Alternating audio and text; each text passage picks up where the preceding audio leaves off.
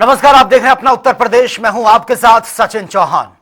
वित्त मंत्री निर्मला सीतारमण ने 2026 और 27 के लिए देश का आम बजट पेश कर दिया है और सबसे ज्यादा बजट परिवहन मंत्रालय को यह दिया गया है, जबकि दूसरे नंबर पर रक्षा मंत्रालय है और तीसरे नंबर पर ग्रामीण विकास, चौथे पर गृह मंत्रालय और पांचवें पर कृषि मंत्रालय और उसके बाद शिक्षा, ऊर्जा, स्वास्थ्य, शहरी विकास, आईटी और टेलीकॉम मंत्रालय रहा है। आपको बता दें कि बजट पेश करने के दौरान वित्त मंत्री संसद में लगभग 85 मिनट बोली हैं, लेकिन आम आदमी के लिए कोई बड़ा ऐलान नहीं हुआ है। हालांकि टैक्स फाइल करने में सहूलियत, रेलवे प्रोजेक्ट और साथ ही आयुर्वेदिक एम्स जैसी नई बातें भी सामने आई हैं। वहीं केंद्र सरकार के बजट 2026 में उत्तर प्रदेश को क्या कुछ मिला है, उसके लिए एक बार ये ग्राफिक्स देख लेते हैं।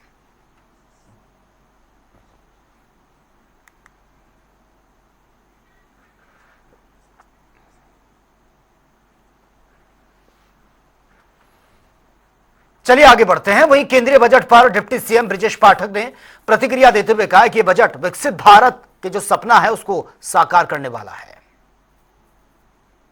सबसे पहले आप सबका हृदय की गहराइयों से धन्यवाद देता हूं कि आज देश का आम बजट संसद में प्रस्तुत हुआ है। माननीय वित्त मंत्री आदरणीय निर्मला सीतारमण जी ने लगातार इस देश को महिला शक्ति को मजबूती देने वाला एक चेहरा दिखाने का काम किया है। माननीय वित्त मंत्री जी ने 9वां बजट लगातार प्रस्तुत किया, जो कि एक रिकॉर्ड है। मैं माननीय प्रधानमंत्री जी का बहुत बहुत आभार प्रकट करता हूं। उत्तर प्रदेश वासियों को बड़ी सौगात देने का काम हुआ है। ये बजट वास्तव में महिलाओं को, किसानों को, नौजवानों को, व्यापारियों को, गरीबों को जीवन में बदलाव लाने वाला बजट है। आज हम कह सकते हैं कि 2014 के बाद से अब तक 25 करोड़ से अधिक गरीबों को गरीबी रेखा से ऊपर उठाने में माननीय मोदी जी की गरीब कल्याण योजनाओं ने सफलता पाई है। और वहीं राज्य मंत्री कपिल देव अग्रवाल ने केंद्रीय बजट को विकसित भारत की दिशा में एक निर्णायक कदम बताया। उन्होंने कहा कि बजट सबका साथ, सबका विकास और सबका विश्वास की भावना को मजबूती देता है। आज बहुत ही प्रसन्नता का दिन है कि आदरणीय प्रधानमंत्री श्री नरेंद्र मोदी जी के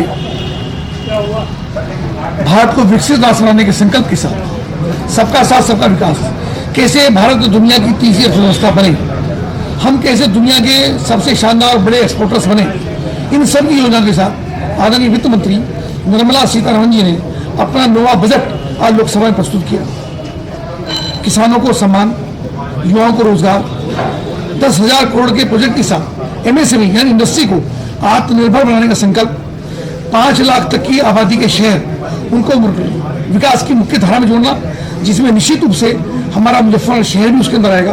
ये हमारी प्रसन्नता का विषय है। और बहुत सारी घरेलू उपयोग की चीजें उनको सस्ती करना, किसानों के सेक्टर में आगे बढ़ाना, युवाओं के लिए, किसान के लिए ऐसी बहुत सारी योजनाएं आदरणीय वित्त मंत्री जी ने प्रस्तुत करने का काम किया है। मैं उनको बधाई देता हूं, उनको शुभकामनाएं। भारत माता की जय। और वहीं इस बजट को लेकर राज्य मंत्री नरेंद्र कश्यप की प्रतिक्रिया भी सामने आई है। उन्होंने क्या कुछ कहा, वो भी एक बार सुन लेते हैं।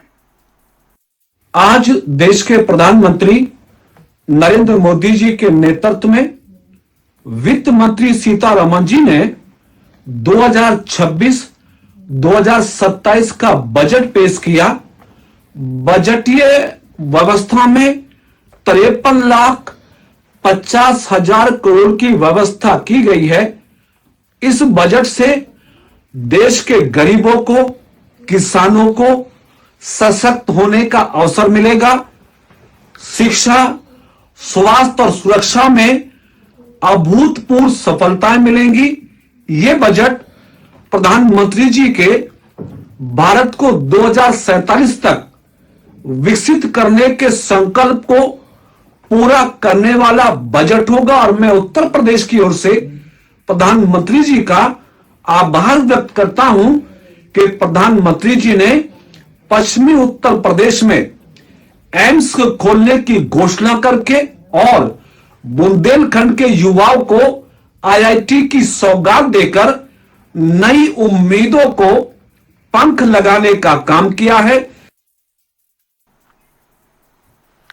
और यह बजट यूथ के पावर का ड्रीम बजट है। रिफॉर्म, परफॉर्म और ट्रांसफॉर्म, यही मूल मंत्र है। और यह कहना है दरअसल बीजेपी के सांसद जगदंबिका पाल का विपक्ष के विरोध के बीच। बीजेपी सांसद ने यह कहा कि यह बजट विकसित भारत के सपने को साकार करने में अहम कदम है। आज का जो बजट है वो एक तरह से पहली बार युवा शक्ति या यूथ के पावर का गिवन बजट है। और जिस तरह से ये बजट कर्तव्य भवन में कर्तव्य पथ पे तैयार हुआ है, इस पे खुद भारत के वित्त मंत्री ने कहा है कि हमारी इस बजट की कर्तव्य की 3 प्राथमिकताएं हैं। एक तो जो इस हमारी विकास की गति है उसको और तेज करना और सस्टेनेबल उसको सतत रखना, और मैन्युफैक्चरिंग सेक्टर में ग्लोबल से हम प्रतिस्पर्धा करके और हम दुनिया में, और सबसे बड़ी बात है कि पूरी दुनिया का मेडिसिन में बायोफार्मा हब बनाने के लिए 10,000 करोड़ दिया। दूसरी बात कि देश की कनेक्टिविटी को बढ़ाने के लिए 7 हाई स्पीड कॉरिडोर दिया है, जिसमें यूपी को 2 मिला है, एक तो वाराणसी से सिलीगुड़ी मिला है और एक दिल्ली से वाराणसी तक। निश्चित तौर से जिस तरह से एयरपोर्ट बढ़ रहे हैं, जिस तरह से ये हाई स्पीड रेल कॉरिडोर बढ़े, इससे देश की स्पीड भी बढ़े। और इस बजट में जो कहा गया था कि रिफॉर्म, परफॉर्म एंड ट्रांसफॉर्म, उसी वो मूल मंत्र है कि इस बजट के, और शिक्षा और स्वास्थ्य जो टीडीएस अभी तक 5% था, उस टीडीएस को 2% किया। और सबसे बड़ी बात कि अभी तक बजट में क्या होता था कि रेवेन्यू एक्सपेंडिचर ज्यादा होता था, मतलब लोगों की तनख्वाह, लोगों की सैलरी, एस्टैब्लिशमेंट, बट ये पहली बार कैपिटल एक्सपेंडिचर पे खर्च हुआ। और अब तक देश की आजादी के बाद 12.2 लाख करोड़, 12.2 लाख करोड़ इंफ्रास्ट्रक्चर पे, जैसे हाईवे पे, एयरपोर्ट्स पे, रेल पे या बुलेट ट्रेन पे। तो ये अभी तक आजादी के बाद सबसे बड़ा बुनियादी ढांचा के लिए या इंफ्रास्ट्रक्चर के लिए ये पूंजीगत व्यय, जिसको कैपिटल एक्सपेंडिचर कहते हैं। वित्त मंत्री निर्मला सीतारमण ने आज लोकसभा में बजट पेश किया है और उस बजट में सभी वर्गों को साधने की कोशिश भी की गई है। इसे लेकर राजनीतिक दलों के साथ ही व्यापारी, शिक्षक और गृहिणियों की प्रतिक्रियाएं भी सामने आई हैं, वो भी एक बार सुन लेते हैं। देखिए, सबसे पहली उम्मीद हमें यही थी, यही हमारी मांग भी थी कि सजा का जो प्राविधान है, दंडात्मक जो प्राविधान है, इसको समाप्त किया जाए। और ये शायद पहला ऐसा बजट है जिसमें इस प्रकार की योजना को सरकार ने अंजाम दे दिया कि अगर आपकी कोई अघोषित संपत्ति है, आप उस पर 30% जमा करें और आप उसको लीगल कर सकते हैं। 1 करोड़ तक की आपकी संपत्ति, 20 लाख की आपके पास कोई जमीन है, आप अभी तक नहीं शो कर पाए उसको पेपर्स में, आपके ऊपर कोई दंड नहीं लगेगा, आपको उससे मुक्त कर दिया गया। मतलब 20 लाख अगर मेरे पास है प्रॉपर्टी, मुझे दंड भी देने की आवश्यकता नहीं है। तो ये एक तो विश्वास की जो बात थी कि दंड की बजाय भरोसा, विश्वास, ये बड़ा महत्वपूर्ण एक निर्णय इस बजट में हुआ है। दूसरा, एमएसएमई को बढ़ावा मिले। कोई भी देश, कोई भी राज्य आधारित होता है छोटे उद्योगों के ऊपर। अगर छोटे उद्योग विकसित हो रहे हैं, छोटे उद्योग बढ़ रहे हैं, तो रोजगार भी बढ़ता है और उसके साथ साथ सरकार का राजस्व भी बढ़ता है, व्यापार भी बढ़ता है। एमएसएमई पर भी सरकार ने फोकस किया है, ओडीओपी को देश भर में बढ़ावा। हम लोग उत्तर प्रदेश में तो ये काम कर ही रहे हैं, उत्तर प्रदेश की योजना है ओडीओपी की, लेकिन भारत सरकार ने इस बजट में, भारत की सरकार के द्वारा जो आज बजट प्रस्तुत किया गया है, देश की केंद्रीय वित्त मंत्री निर्मला सीतारमण जी के द्वारा, व्यापारी समाज की बहुत वर्षों से ये मांग थी कि हम जो पैसा कमाते हैं हमसे टैक्स तो लिया जाए, लेकिन पैसा कमाने के बदले में कोई सजा का प्रावधान ना हो। आज उस मांग को भारत की सरकार ने, केंद्रीय वित्त मंत्री महोदया ने, देश के लोकप्रिय प्रधानमंत्री आदरणीय नरेंद्र मोदी जी ने पूरा करने का काम किया है। अब इनकम टैक्स में पैसे के बदले में तो कर तो जमा कराया जाएगा, लेकिन कोई भी सजा का प्रावधान नहीं है। आज जो समाप्त कर दिया गया है वो बरसों पुरानी मांग थी व्यापारी समाज की। इसलिए पूरे बजट का जो आज प्रस्तुत किया गया है, पूरा व्यापारी समाज उसका स्वागत करता है। आदरणीय प्रधानमंत्री श्री नरेंद्र मोदी जी का स्वागत करता है, केंद्रीय वित्त मंत्री महोदया का स्वागत करता है और सभी व्यापारी प्रसन्न है। इनकम टैक्स में जो आज छूट दी गई है, चाहे वो बड़े बड़े इंडस्ट्री लगाने के लिए, चाहे एमएसएमई के उद्योग को लगाने के लिए, या सबसे बड़ा जो सजा का प्रावधान खत्म किया गया है, वो बहुत ही स्वागत योग्य है। हम सभी लोग इस बजट का स्वागत करते हैं। जी, शिक्षा जगत पे तो बजट से हमें उम्मीदें थी और उस पर लगभग वो पूरा भी हुआ। जो गर्ल्स हॉस्टल की बात की गई कि हर क्षेत्र में गर्ल हॉस्टल बनाया जाएगा, वो बहुत अच्छा रहा लड़कियों की शिक्षा के लिए कि हर सिटी में गर्ल्स हॉस्टल बनाया जाएगा। प्लस टेक्निकल जो एजुकेशन से उस पर भी काफ़ी फोकस किया गया।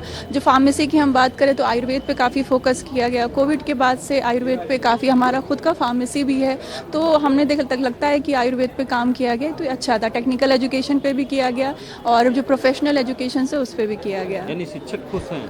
हाँ, कुल मिला के एजुकेशन, देखिए जो स्टूडेंट वेलफेयर पे अच्छा वर्क किया गया। थोड़ा सा एम्प्लॉय वर्क पे भी फोकस किया जाता तो अच्छा रहता। आम महिलाओं के लिए देखिए जो एमएसएमई क्षेत्र है वो अक्सर कर जो है लघु कुटीर उद्योग से संबंधित है और इस महिलाओं में समझिए कि 90% जो है महिलाएं ही इसको जो है संचालित करती हैं और इसमें बहुत ही व्यापक जो है वो संसाधन उपलब्ध कराने की बात कही गई है, उस पर छूट देने की बात कही गई है और हर जिले में जो महिला छात्रावास की व्यवस्था की गई है। तो जाहिर है जब शिक्षा का स्तर बढ़ेगा तो हर क्षेत्र में हम बेहतर करेंगे, तो अपने आप में बहुत ही अच्छा रहा है। साथ ही जो इलेक्ट्रॉनिक्स उपकरण है जैसे ओवन वगैरह है वो हम महिलाओं के किचन से संबंधित है, तो ये भी बहुत ही अच्छा रहा। और सबसे बड़ी बात की मतलब एक महिला 9वीं बार विश्व की चौथी अर्थव्यवस्था, सबसे बड़ी अर्थव्यवस्था का बजट पेश कर रही है, वह भी अपने आप में महिलाओं को गौरवान्वित करने वाला है। आज का बजट तो शानदार जबरदस्त रहा है। इतनी उम्मीद किसी व्यक्ति को नहीं थी, जिसकी वजह से बड़ी ये लोग जो विपक्ष वाले जो कटाक्ष कर रहे हैं कि शेयर मार्केट धड़ाम हो गया, वो धड़ाम होना भी चाहिए। शेयर मार्केट से धड़ाम हुआ कि शेयर मार्केट तो उसके से 2-3% लोग हैं जो बड़े आदमी लोग, उनका ये चोचले होते हैं और हमारी आम जनता को जो अर्थदंड को आर्थिक दंड में बदल दिया, मतलब जो हमारा दंड था उसको आर्थिक दंड में बदल दिया। तो आम जनता को अब कोई अधिकारी डरा नहीं सकता तुमको हम ये धारा लगा के जेल बंद कर देंगे। अब कल्पना करिए कि हमारे करोड़ों जो करदाता है, जो माननीय करदाता है, उन जो सम्मानित करदाता को एक बड़ी छूट मिल गई कि अब हमको कोई जेल नहीं भेज सकता है। अर्थदंड दे करके हम कहीं ना कहीं अपने को सुनिश्चित कर सकते हैं। दूसरा, आपने सुना होगा कि हमारी महिलाओं के लिए विशेष करके पूरे देश में जितने जिले हैं उतने छात्रावास बनेंगे। हमारी महिलाओं के लिए सी-मार्ट बनाया जा रहा है। फिलहाल यहां रुकेंगे एक और छोटे से ब्रेक के लिए, लौटेंगे कुछ और खबरों के साथ। तो देखिए, वित्त मंत्री निर्मला सीतारमण ने आज लोकसभा में बजट पेश किया है और लगातार रिएक्शन भी सामने आ रहे हैं। सभी वर्गों को साधने की कोशिश इस बजट से की गई है और तमाम जो रिएक्शन सामने आए एक बार वो सुन लेते हैं। देखो, उम्मीद बहुत थी, गांव के लोग बिल्कुल आग गड़ाए देख रहे थे कि भाई बजट में कुछ न कुछ आवेगा। कर्जे की ज्यादा बात करी, कुछ फसलों पर भी बात करी, जो हिल स्टेट है उनको जोड़ने की जरूर बात करी है। अब अखरोट का किसान, चंदन का किसान, वो कितना होगा, कितना उनको बेनिफिट मिल जाएगा, उसको कर रहे हैं। लेकिन कर्जे की बात ज्यादा करी, फसलों के एमएसपी गारंटी कानून पे बात नहीं हुई। जो सम्मान निधि थी उसको बढ़ाने की उम्मीद थी कि किसानों को वो बढ़ेगा। किसान सम्मान निधि के 12,000 रुपए तो हो जाना चाहिए दुगुना, तो नहीं बढ़ा, वो का वही है। दूसरी फसलों पर इन्होंने जरूर बात करी कि उसको बढ़ा जाए, लेकिन उसकी मार्केट कहां होगी। दिल्ली के कागजों में तो यह बढ़िया लगेगा, लेकिन धरातल पर कितना आएगा। आज फिर से बजट के माध्यम से भारतीय जनता पार्टी की सरकार ने देश के नौजवानों को, बेरोजगारों को ठगने का काम किया है, देश को धोखा दिया है। इस तरह से धोखा दिया है, बजट 2026 में आया है, बात 2047 की जा रही है। ये दर्शाता है तुम्हारा बजट फिर एक बार जुमलेबाजी है, तुम्हारे भाषण की तरह ये चुनावी है। इसके आंकड़े फिर से झूठे हैं और दावा पूरी तरह किताबी है। ये प्रमाण इस बात के हैं, जिस तरह से निफ्टी में गिरावट आई है, शेयर मार्केट में गिरावट आई है, पूरा शेयर मार्केट धड़ाम से गिर गया है, सेंसेक्स गिर गया है, तो दिखाता है जिस तरह से भारतीय जनता पार्टी ने पहले भी अपने बजट में कई सैकड़ों मेडिकल कॉलेज घोषणा की थी, लेकिन कई वर्षों से दरभंगा में मेडिकल कॉलेज खोदने से नहीं मिल रहा है।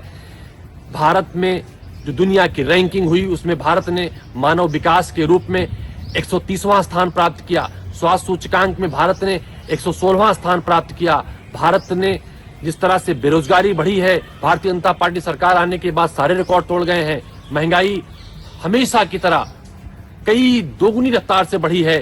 डॉलर शतक मारने को बेकरार है। इस शाम की चर्चा इसलिए की गई है कि वहां चुनाव है, चुनाव में इन्हीं बजट को वहां भाषण के रूप में दिया जाएगा, बाद में धरातल पर कुछ नहीं आएगा। उत्तर प्रदेश को लेकर भारतीय जनता पार्टी सरकार ने कुछ ट्रिपल आईटी और फूड पार्क की बात की है। उन्हें याद होना चाहिए कि ही भारतीय जनता पार्टी सरकार थी। अमेठी में ट्रिपल आईटी बंद कराने का काम भारतीय जनता पार्टी सरकार ने किया था, फूड पार्क छीनने का काम भारतीय जनता पार्टी सरकार ने किया था। मुझे लगता है फिर से एक बार भारतीय जनता पार्टी सरकार ने देश को धोखा दिया है। और चलिए आगे बढ़ते हैं बड़ी खबर के साथ। फतेहपुर से बड़ी खबर है, उप मुख्यमंत्री ब्रजेश पाठक का फतेहपुर का कल दौरा है। प्राथमिक स्वास्थ्य केंद्र भभुआ का निरीक्षण करेंगे और दोपहर बाद थाईश्वर मेला परिसर भी पहुंचेंगे डिप्टी सीएम। थाईश्वर धाम में दर्शन पूजन का भी कार्यक्रम रखा गया है और हिम्मतपुर में नागेश्वर धाम आश्रम का लोकार्पण भी करेंगे। तो कई अन्य कार्यक्रम उसमें भी शिरकत करेंगे उप मुख्यमंत्री ब्रजेश पाठक। तो फिलहाल ये बड़ी खबर से आपको अपडेट करा रहे हैं। तैयारियां पूरी हो चुकी हैं। कल का जो शेड्यूल रहने वाला है उप मुख्यमंत्री का वो हम आपको बता रहे हैं। कल के ये तमाम कार्यक्रम फतेहपुर के दौरे पर रहेंगे। प्राथमिक स्वास्थ्य केंद्र भभुआ का निरीक्षण करेंगे और इसी के साथ साथ दोपहर बाद थाईश्वर मेला परिसर भी पहुंचेंगे डिप्टी सीएम और यहां पर दर्शन पूजन करने का उनका कार्यक्रम है। दर्शन पूजन वो करेंगे धाम में और हिम्मतपुर में नागेश्वर धाम आश्रम का लोकार्पण भी करेंगे। कई अन्य कार्यक्रमों में भी शिरकत करेंगे उप मुख्यमंत्री ब्रजेश पाठक। तो फिलहाल इस बुलेटिन में मेरे साथ इतना ही, लेकिन तमाम खबरों के लिए आप बने रहिए जनता टीवी के साथ। नमस्कार।